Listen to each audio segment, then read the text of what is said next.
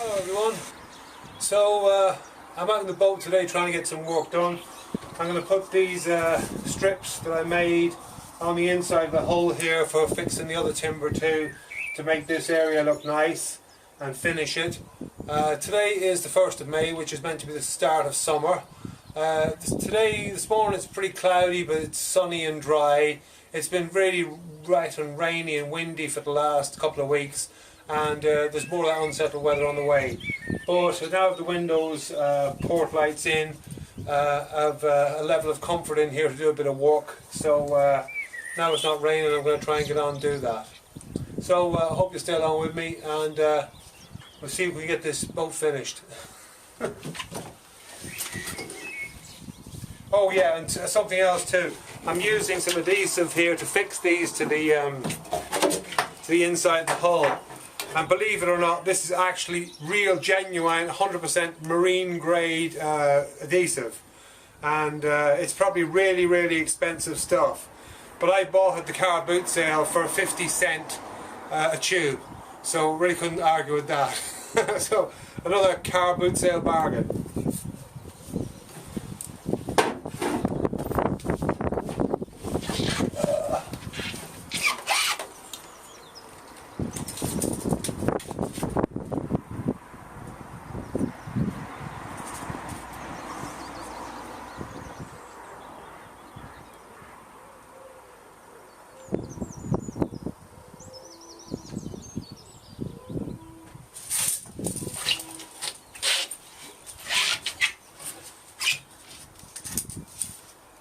There really is nothing uniform on these old boats. Just the difference in those two measurements between this side and this side on the same point. It's let me see. There is almost 14 millimeters of a difference in exactly the same position on the starboard side and the port side, which is half an inch, just over half an inch. So it's definitely make it up as you go along. You definitely have to measure everything twice and cut once. There's no such thing as assuming a measurement remains the same.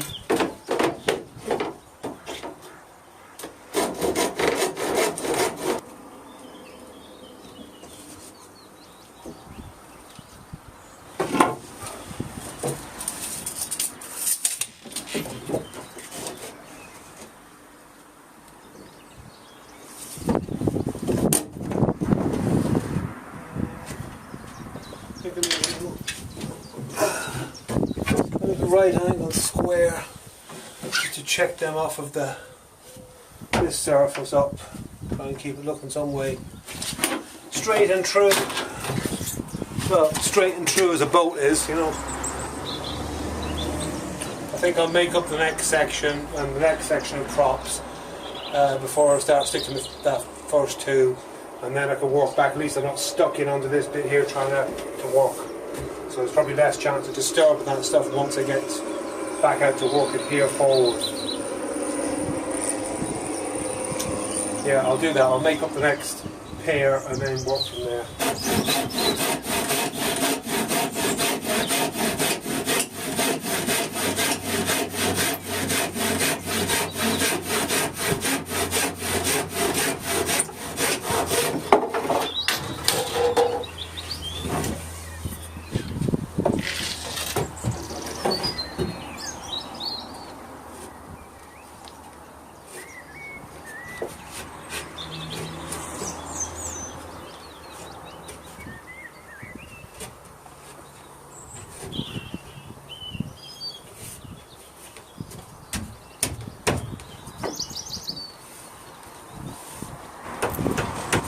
So it's a couple of hours later, and as you can tell, it didn't all just go as easy as just putting the props in and just them staying there.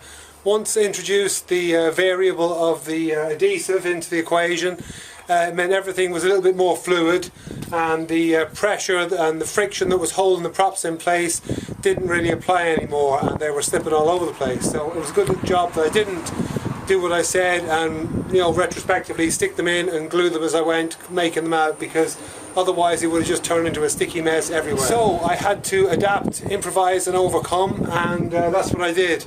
I made this first piece here of this 2x1 or 2x2, and put a piece on the end of that to trap it into the chain locker there at the front to give me resistance, and then I was able to fix the first bridging piece across to prop to hold the piece of the side in, screw that to that, and then continue on out, adding props as I went, and made up this frame which keeps pressure, you know, left to right and front to back as well, and up and down. You see the prop there just at the lower part of the cabin there, so it's all holding it all in place. So I have them all in now, which is good. I just show you that.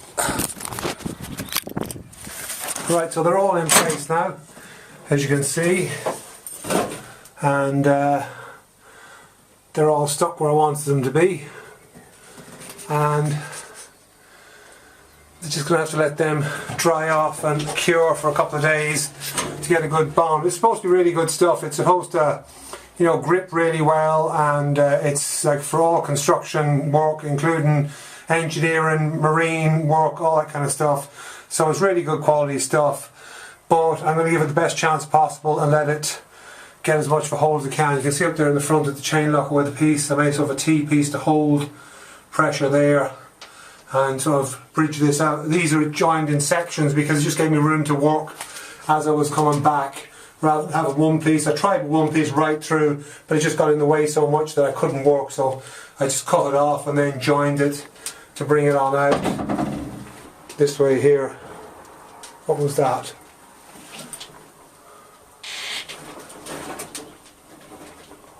What the hell was that?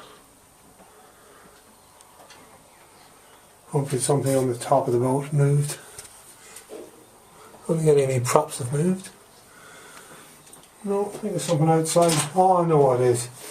My power lead fell over into the locker. That's alright, okay. Panic over. Right, so on other things you may notice I've done on the boat, kind of off camera, these are the backing plates on the chain plates. You can see the original two fixing points and then one lower down. Same there, one lower down there, and the same on this side over here, and in there, and down there. So yeah, the chain plates are in place. I didn't film myself doing that because it was just such an awkward job to do inside and outside the boat. I had to you know, line them up, drill them, and then fix the butyl tape on inside and outside, and then thread the bolts through with butyl tape around them as well to you know, maximise the seal at every point where it passed through the hull and passed through the chain plates and onto the inside where it hit the backing plate as well. So they're completely sealed with the butyl tape. But I couldn't tighten them obviously inside and outside, so luckily I was able to ask my neighbour PJ, who you've seen in earlier videos. He came over for 15 minutes and gave me a hand, and it was invaluable because there was no way I could have done it without him. So PJ doesn't like really to appear on camera, but I'm really grateful for the help that he gave me putting those chain plates on, because as I say, I wouldn't be able to do it on my own. So these are the chain plates fixed on the outside.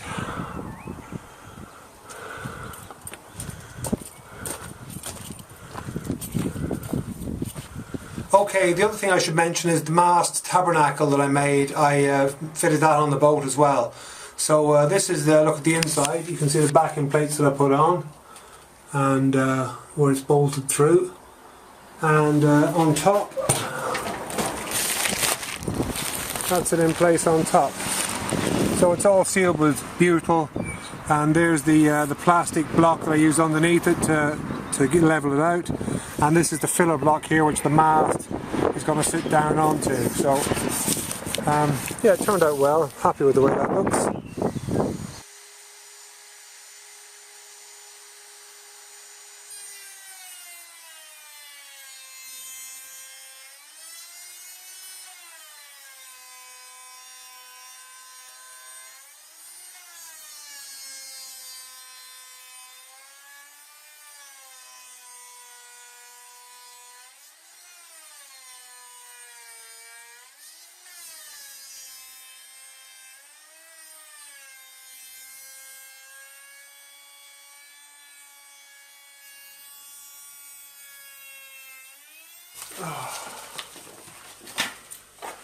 Right, so this is the hatch for the forward hatch.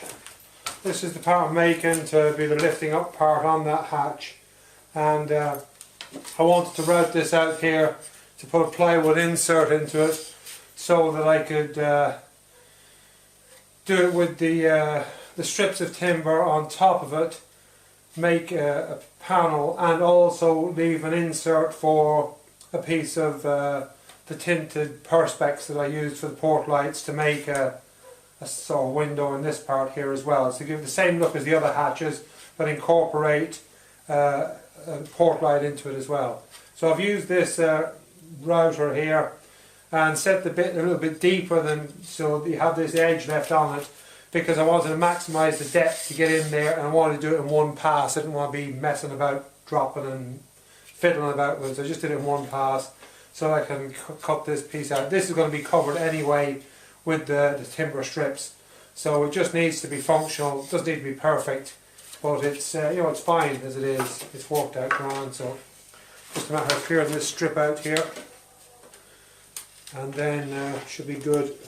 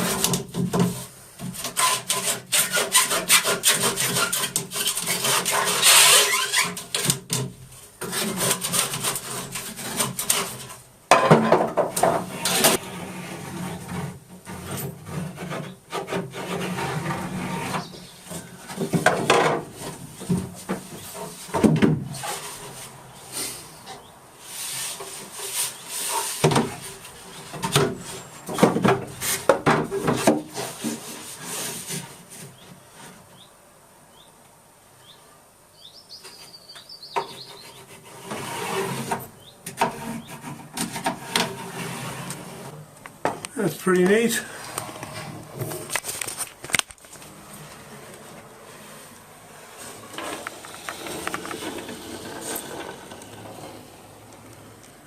Finish this end with a trim piece. I was trying to cut that in there, but it's just impossible. I was working on too many different planes that I couldn't cut that and get it to fit in, so you have to compromise somewhere, so that was a compromise, but yeah, that's pretty good. Get this end trimmed up and then work out the the edge here then. So I'm out here again today, and the weather has changed again. It's back to cold, wet, windy and stormy, and it's making it challenging, but doing my best to keep going at it and try and get some work done on this galley that I'm working at today. Well, I made a bit more progress. Got the top cut to shape, got these fiddles made up on the side of it, and an end piece there at the end to blank off, to stop stuff falling off the counter into that sort of hole there at the back into where the old quarter berth was. So that's taken on another little bit. Right, so it's a little bit later, it's still raining, still windy, but I'm carrying on walking, and I've made this little step here coming down the companionway. I'll be able to sit in here and cook or whatever. I'm able to see out the port lights. I can see over the bow, out the companionway, look around the boat, and it also works as a step for going up and coming down.